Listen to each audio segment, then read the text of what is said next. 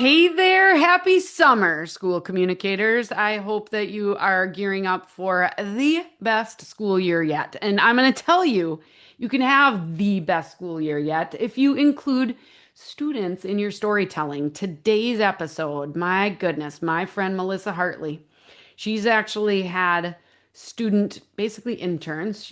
They call them TAs, okay? For 15 years. Dude, she's been doing this 15 years. Do you think she's learned a thing or two? Yes. And she's going to share it all with you. She has been in her role as the school marketing communications person for Horizon Honors School in Arizona for 22 years. We're going to talk a little bit about how the position has changed, some things that have gotten easier, some things that have gotten harder.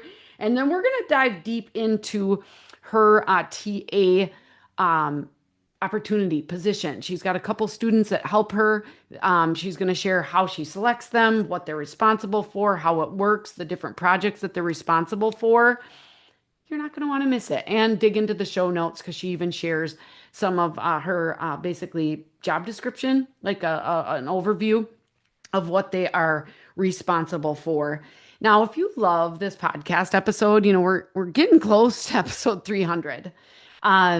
We need to reach more people with this podcast to let them know that it's here. So my ask is share this podcast, whether you share a specific episode with someone, whether you share it with a group of school communicators that you know that say, hey, did you know that there's this podcast that comes out every single Monday?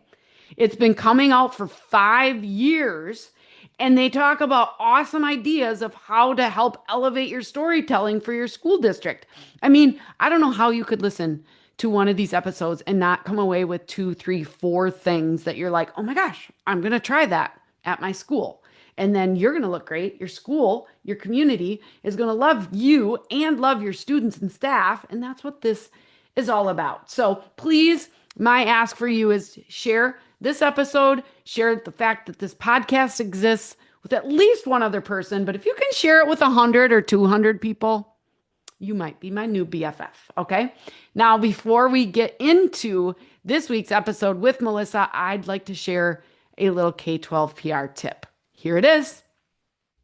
All right. Today's K-12 PR tip. Okay. It's back to school season and we've got a lot of information to share, and it's okay to share information on social media, but we're not going to share the same graphic 5 different times. Okay. We want to share it in different ways. So my tip for you today is let's incorporate a little bit more video, involving some of your staff members to share some of the key pieces of information about back to school season will definitely generate some different engagement, a great way to connect your staff with your community to build that rapport, to build that connection, and to build the excitement for the new school year. So if you've got back to school supply lists, sure, you can link those. But what about having somebody to say, hey, we've got our back to school supply list.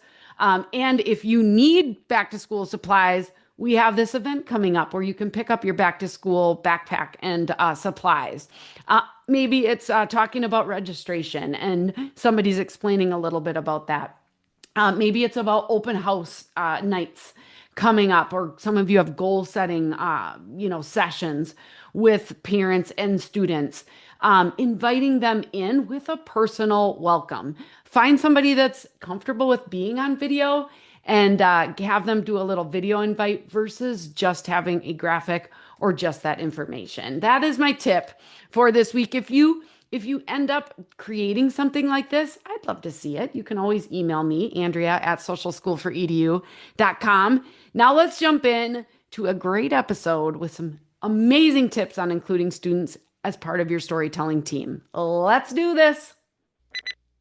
Good morning and welcome to the podcast. Melissa Hartley in the house. Thank you for having me. I'm so excited. If you're watching us online, I love it because I was in Melissa's office meeting with two of her wonderful students. And Melissa, it was then that I said, dude, I need to have you on my podcast. I'm so thrilled. It was such a great day to have you come visit, and we're just going to continue our awesome conversation from that day, I think. Yeah, absolutely. So, just to get us kicked off, let's share your background and then your role as Director of Communications and Marketing at Horizon Honors School. Great. Well, I have actually been in my role at Horizon Honors since 2003. So it's been, 22 years. Um, and I am a one-man shop. I do it all. Everything communications, internal and external. I also handle enrollment and employment marketing. If we have crisis management to do, I'm handling that. I serve as the public information officer for the school district. And I also work closely with our local fire department, police department, et cetera, in emergency operations planning. But it is just me and some student assistants. Yeah. Well, tell me a little bit about your school, where you're located, how many students you have. We are located in a neighborhood called Ahwatukee in the Phoenix metropolitan area, suburban market. We have currently around 1,500 students, grades K through 12, at three schools. We have a private pre-K program. We have an elementary school that's K-6 and a secondary school that is grade 7 through 12. Okay. And I was at the 712 school. That's where you're located, right? I am. We're actually all on one campus. Oh, Um, but we were there's a west side and an east side. okay, okay, okay. Yeah, Yeah. Um, Gosh, you've been in your role for your role, like not like with your the same school, but you've been in your role for 22 years. I have. Yeah. So that's a really long time. You've seen like the evolution of all the things. And so just before even we dive into the social media piece, which you're doing a great job there, what changes have really stood out, and if it happened since you first took that role back in 2003? Right. I would say, I mean, obviously everything is different. Literally everything. But the biggest part for me and my daily work is I spent a lot of time when I started working on earned and paid media. I was pitching to television, local papers, because there still were local papers.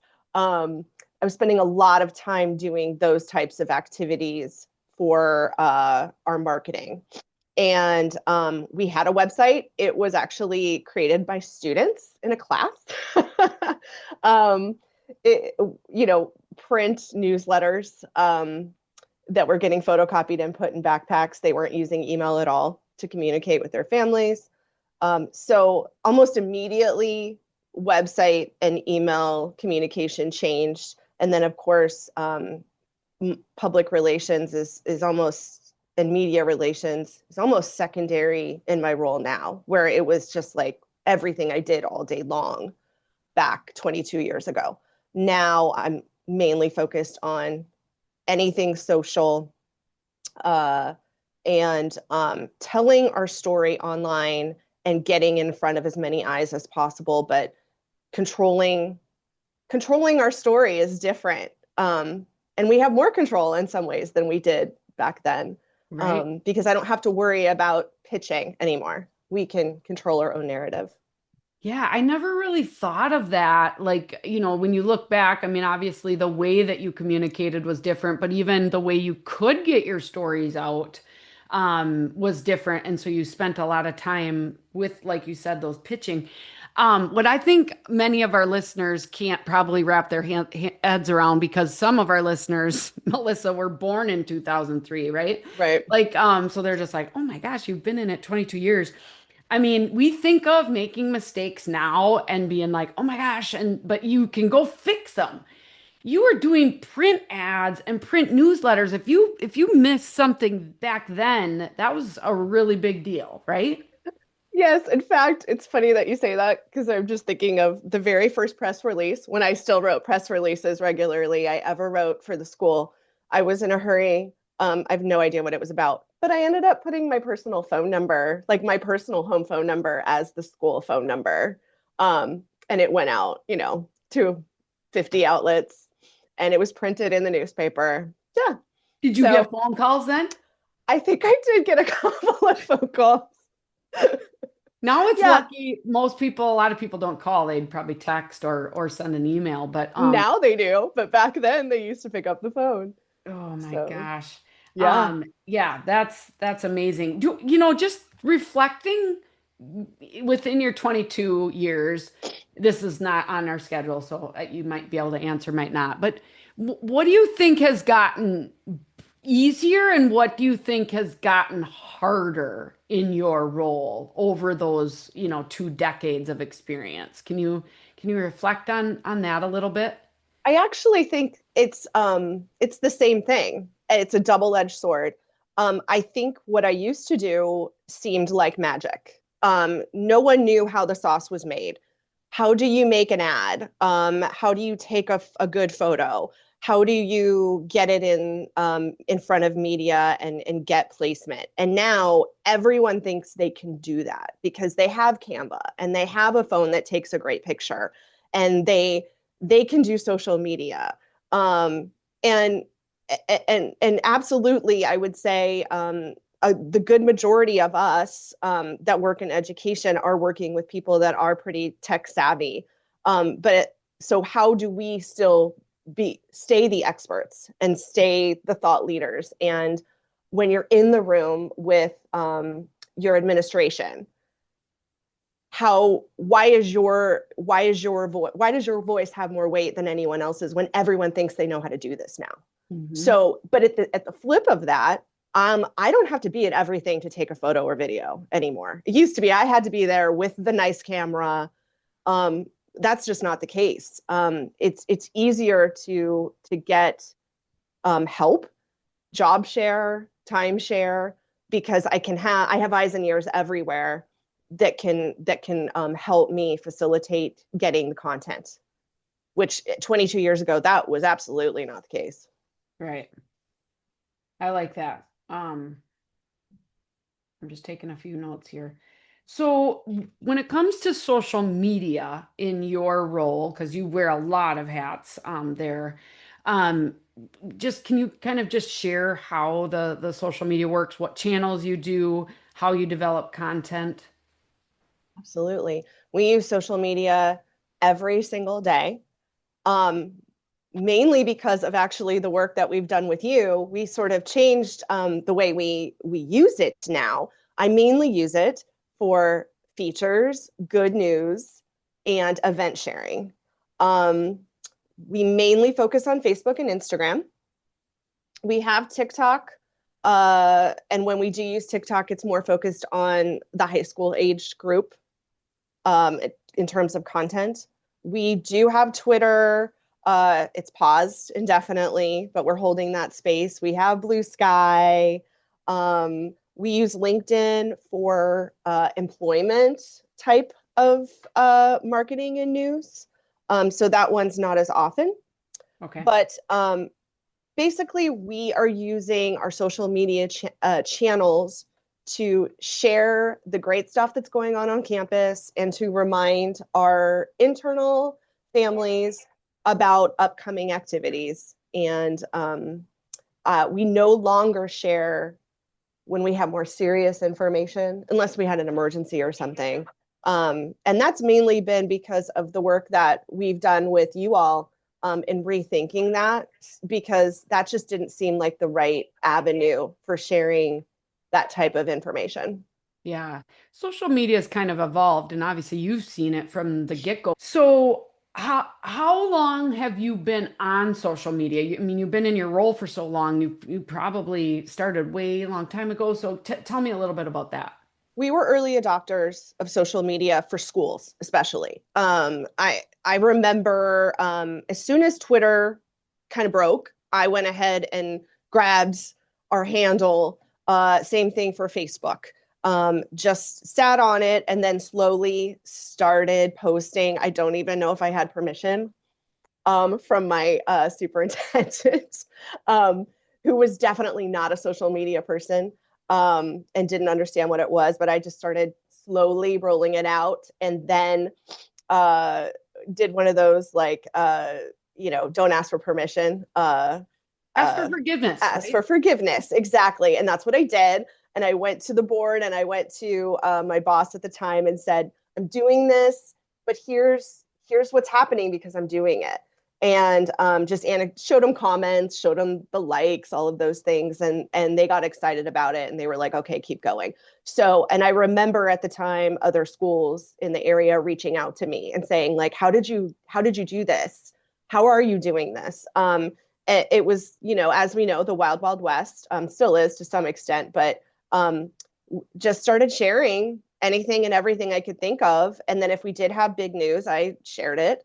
Um, but didn't really focus on the visuals very much. I was more focused on what I was writing. And obviously that's completely different now. But yeah, we have been doing it for a long, long time and have made plenty of mistakes, but also I think have a really nice following, particularly of our families that are here. Our parents are very active on our posts and comment every day. Yeah. Yeah. Well, when we were chatting, what I couldn't believe is that 15 years ago, you started a teaching assistant, a TA position.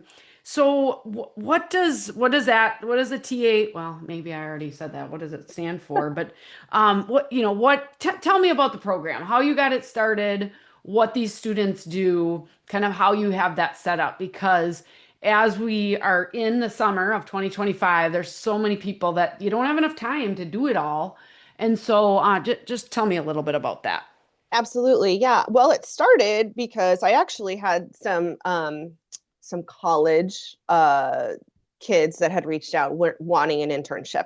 And I did, when I very first started, have a few college interns from Arizona State University that had joined me for a semester for credit that were part of, I think, the marketing program.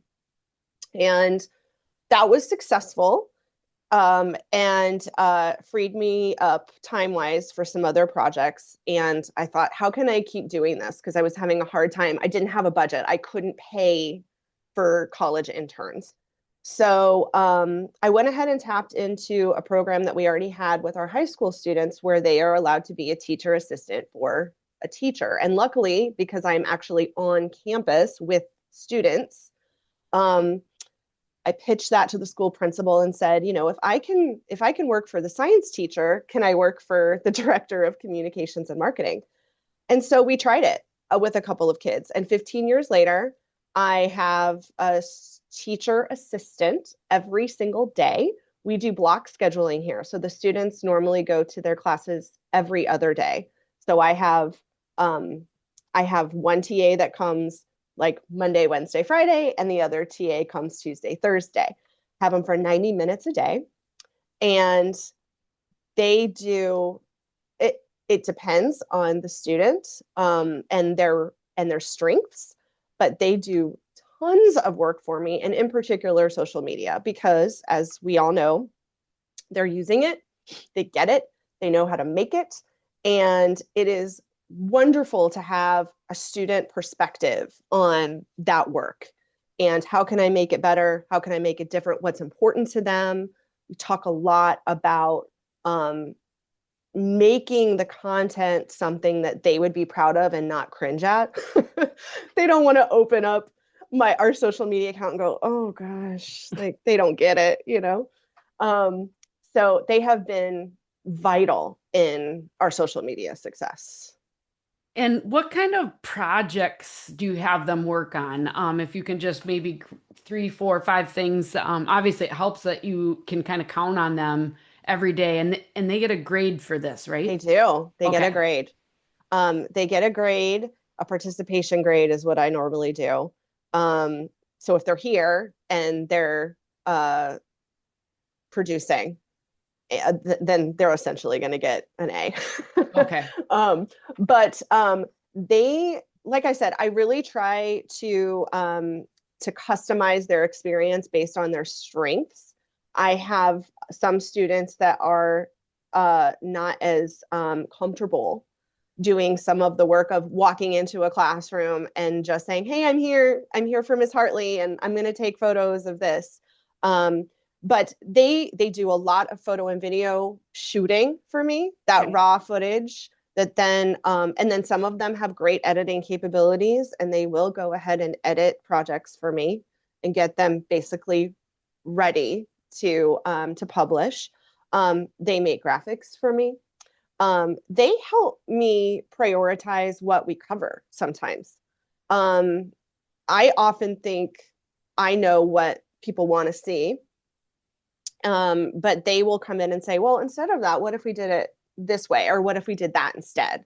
When we're prioritizing what we're going to share. So they often, it's almost like an editorial meeting. I'll sit down and be like, okay, this is what's on the plate. What should we do? Um, and that's really, really helpful. But they're the pulse of the school, and they help me stay there. And really, I like I said, I can't be everywhere, and the teachers are teaching, and sometimes they don't think about picking up that camera and taking that photo in the moment. So if I can have the students there, that's great. And then if they're also in an activity, they're in a sport, any kind of after school program, I will often say to them, like, hey, when you're at theater practice today, take some photos for me and text them. So they're working inside and outside of the time they're with me. And again, working to their passion. If they're on the track team, let's tell me what happened at the track meet last night. Did you get any photos? Did you get a video? I did, Miss Hartley. Okay, let's edit something together and throw it up on Instagram. Okay. And your team this year was it a senior and a junior? Is that It right? was.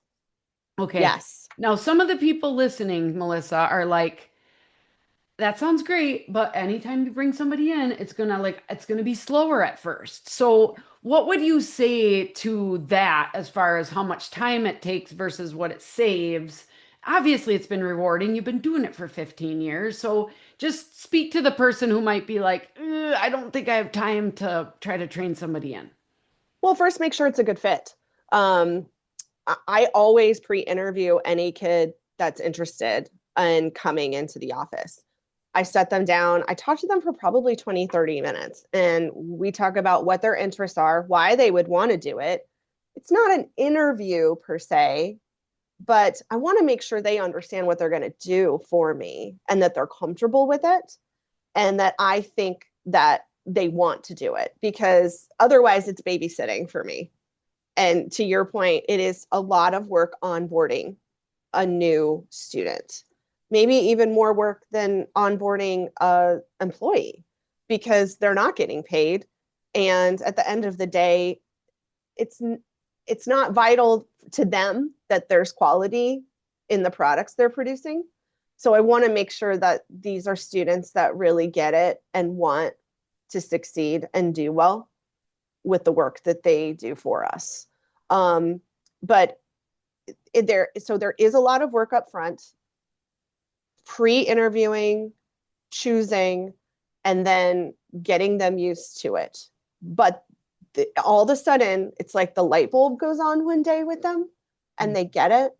And I've had students that I could literally, like, I could leave for 2 hours, and I have students that would just like run the office as if I was there, could answer questions, could, publish on their own. I've allowed that in the past, depending on where they're at and if they've done multiple years with me, really giving them the opportunity to be a leader. But it is a lot of work, but there is huge payoff. One of the main activities that they help me with is graduation prep. They edit videos for me. They edit graphics that we put on the screen when the students walk across the stage and get their diploma. Those are their friends. They want that to shine and be the best because those are their people, or it's their own graduation. And so they really care. They are invested. They want to make sure the playlist is perfect for the pre and post show, and it's the right music. It's really exciting to see them get excited about these projects. But you do have to do a lot of front loading so they understand the magnitude of, like, we can't run a graphic or a video with someone's name wrong. at graduation. How would that make you feel? I've had that conversation before with people. So it's a lot of that kind of work of them really understanding that the work they do, why it's important, why it matters, and that it has to be right. We cannot make mistakes like that. We're human, but we cannot make mistakes like that. And when it's something they care about, they get it. And it's worth it. It is worth it. I would say to anybody who's like, I don't have time, make time. It's so worth it. Yeah, you're living proof. I mean, it's 15 years in and Mm-hmm. you're producing great stuff. Now, do you get that student for the whole school year or is it just half a year and then they commit or how does that work? I do. I get the student for the entire year. Okay. And I often try to get a underclassman and then an older high school student. So then I can kind of have a rotation. For example, my junior that I had this year will wants to do it again next year. So she'll be with me for her senior year. So that's great because we're going into year two. She knows how the office works. She knows the basics. We'll try some new things with her this year. And then I will find probably a sophomore or junior that will be new to me in the fall. And we'll start that process over again. And hopefully Okay. they'll be with me for 2 years. And then that one that has been in it for a year, they can kind of help mentor, even though they're not in at the same time. Do you pull them together? You talked about like a little editorial kind of meeting. Do you kind of do that once a month with both of them together somehow? I wish I could. I Okay. normally don't have them the ability to have them together at the same time. Okay. But we sometimes do. Sometimes, especially if I can get the kids to talk to each other, maybe at lunch, I'll say, "Hey, can you touch base with each other and decide who wants to cover this, for example?" Or Okay. I'll take this, you take that. So they sometimes will get together if I prompt them to. But unfortunately, I don't get a whole lot of time with all three of us together in the room. Do you have any kind of a job description or a position for your TA that you kind of publish that we could share with the listeners or I don't, but I need to make one. So I'm gonna make myself a to-do list when we're done here. I'll make You- one and share it M- with you. Yeah, and Melissa, you're a podcast listener. Like you know that you people like you love those lists and love I those know. references. We'll also make sure that we include your contact information so that people can reach out. But I know that my listeners would love to be able to see just something because there are teachers' aides. I mean, I know that in my high school, like you could go and help with the kindergarten class. And again, because mine's a K-12 school, like we could grade papers for, the English teacher or, whatever we could help with. So this is kind of a similar position. There's a lot of different ways, and we've interviewed a lot of different people. But I don't think I've ever talked to anyone that has run it as long as you have. For 15 years, it's like, oh my gosh. And that's why I knew that everybody needed to hear from you. So I love it.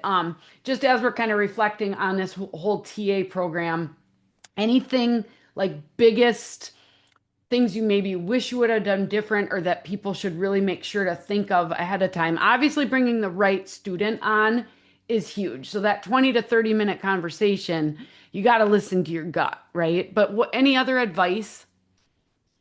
Um, I would think of it long term. I would strategically choose students that you think you could have multiple years. Don't think of it as like a 6 month or 1 year investment.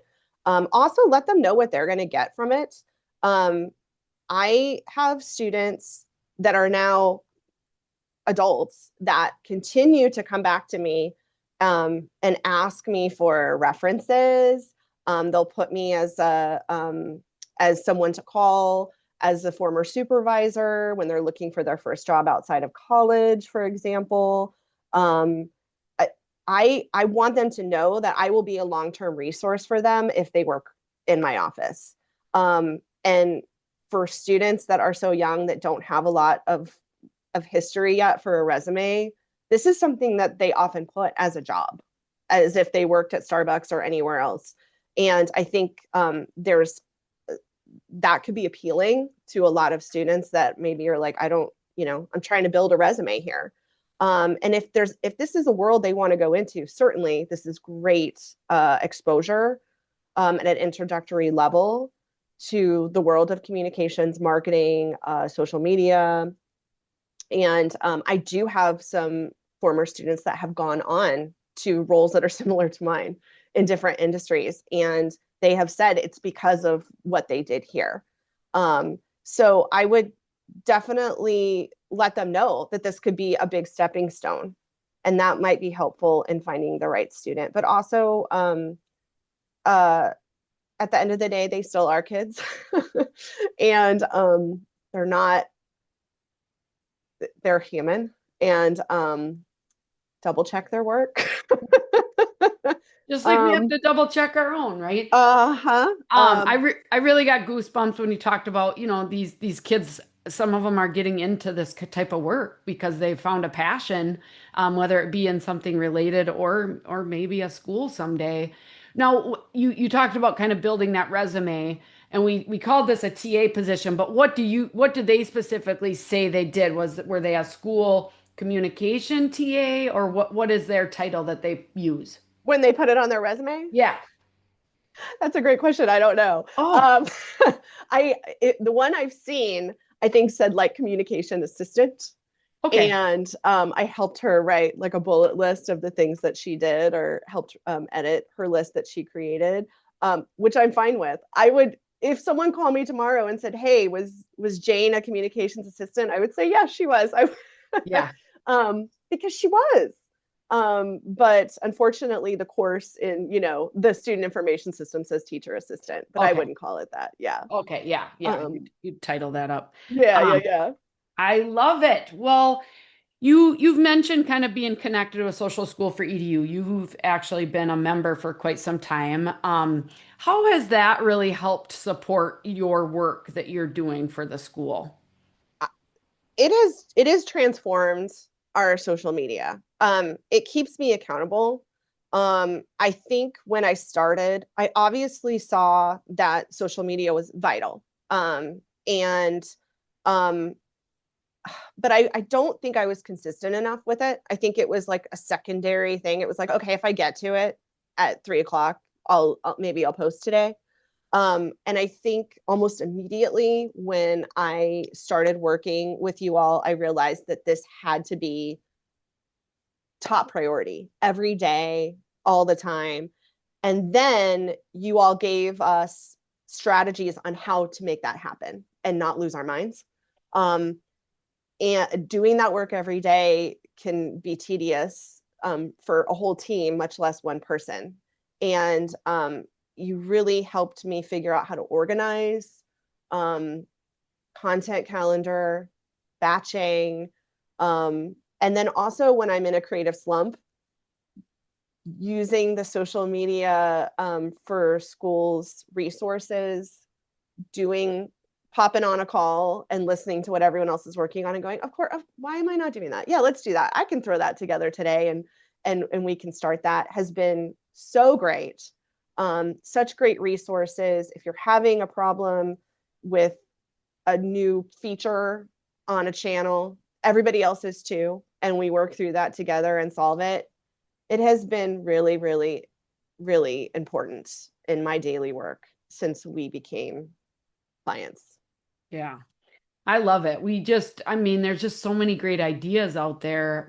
Our favorite term is admire and acquire, right? So just being able to see a simple idea and be like, oh my gosh. And then, of course, at your school, you get the credit for it, right? They're just like, that was a great idea.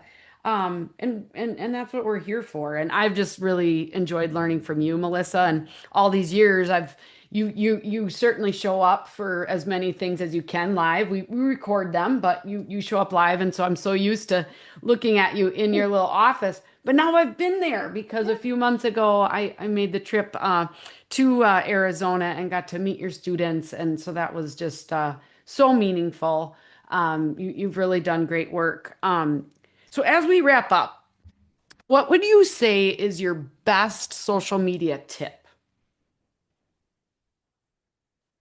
Well, I like yours, and I've stolen it, and I actually have, I think, the sticker right here. Yes. So it says posted is better than perfect unpublished. And I definitely get in my head a lot, and I'm like, okay, don't don't throw that video up yet. You need to do some more work on it. And I think that would be my number one tip, which is your tip. But one of the things I like to do is I don't post the same content on all channels. And I know that's controversial, and a lot of people would say maybe a waste of time. But I feel like it doesn't exhaust our audiences when I post something different, with rare exception. Facebook looks different than Instagram, then looks different than LinkedIn, that looks different than TikTok. And I think that's exciting and maybe keeps people tuning in on all the channels, because if it's not there, maybe it's here. So that would, I guess, be my own personal tip. Yeah. But yeah, don't get lost in the perfect. Just do it. Just push it out. People want to see things the same day. And yeah, just get it done. I Throw it love up it. there. And that's Ren Lubering's quote. So she was on one of our Okay. training sessions, and so she's out of Missouri. But I loved it, and now everybody loves it. So yeah, Exactly. posted is better than perfect and unpublished, and it's so true. I was just doing a video last week of some retiring bus drivers, and it's just like it could have been a little bit better, but it's like I had the components from my daughter, who's one of our interns at my school, and I put it together, and oh my goodness, did that thing get a lot of reach. And Great. so many great comments, and the combination of videos and photos and a little bit of, oh shoot, what song did I? Oh, I used instrumental to treasure. Oh, That yes. is what you are, because it's like Bruno. you're a treasure, right, to our Yes. school district. And that's some of the fun stuff that you can do when you're creating some of those videos. But picking the favorite song is certainly one thing that slips people up and makes it take way too long. But I love it. And it's good to know that somebody that's been in the trenches for 22 years in this role still feels those things, but you just have to get it out there. And that's really powerful. Awesome tip. Okay, we've talked about a lot of stuff. As we wrap up, what is the best way to stay connected to you, Melissa?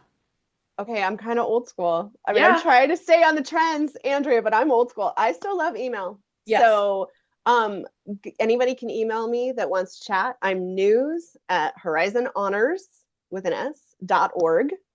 I would love to hear from anybody who would like to connect. I Always love it. open to that. And you're old school news. It's not just social media or even school PR. It's news. Yes, And it's and news. we'll have that linked in the show notes as well so that people can reach out. I'm sure there's going to be some of them that are. I just like the simplified approach to this. It's not paid, right? But they are getting a grade, and it's working into something that you already had going at your school. And so you guys, it's summertime. It's time to look at this. It's time to talk. These are real skills that these students are gaining, that they can go and start their own business, doing, or they can definitely pursue it as a career, and get paid for work like this. And so I love that you've been doing this for so long. You've certainly learned a lot of things. And so I hope people will take advantage of reaching out if they've got additional questions. Absolutely, please. Yeah. Well, thanks for hanging out with me today. This has been great. Any last final words that you want to share with the listeners? Just if you're not a client of Andrea's, just get on board, man. It's the best. It's a support group that you can always tune into, and we all have the same challenges. We're all here to help each other. It's not a competition. It's a family, and it is great to hear the the good and the bad that everybody is going through. And I think, yeah, sign up. It's worth Yeah. every penny. Yeah, it's $795 for a whole year. Three people Nothing. from your school get to be a part of it. And it's just going to take you to the next level. And I know that we're afraid. Budgets are tight. They're always tight. But this is actually an investment that can attract and retain students in your school that can have a positive financial impact. So just don't be afraid to ask. And if you've got more questions, certainly follow up with Melissa or definitely with me. We'll be able to help you with that. Thanks for being here, Melissa. I continue to learn from you all the time. So keep up the great storytelling, okay? You're amazing. Thank you for all you do for us. Yeah, absolutely. And by the way, Melissa, I'm just going to share this at the end. So I just got braces, and I this is can the see first, that. yeah, this is the first podcast episode I've done with braces. So if you've made it to the end of this and you're like, she sounds different, it's because I have braces and I'm trying to sound not different. So I am really interested in your feedback. And I promise you I'll get better. But for the next 12 to 18 months, this is what it looks like. I feel like I look younger because I got braces, and mainly that's a high school or middle school thing, right? You absolutely look younger. The tank top and the braces. Total, like, is she 20? Is she 15? Or I don't 40, know. 47 with braces. 47, don't know. But Yeah. yes, you don't sound that different. I don't Okay. think. But I can already tell that this part of your face is I changing. know. That's what they say, and I'm starting to see it too. And so, anyways, I all I know is that Melissa, after I eat, I have so much food in my teeth. It is awful.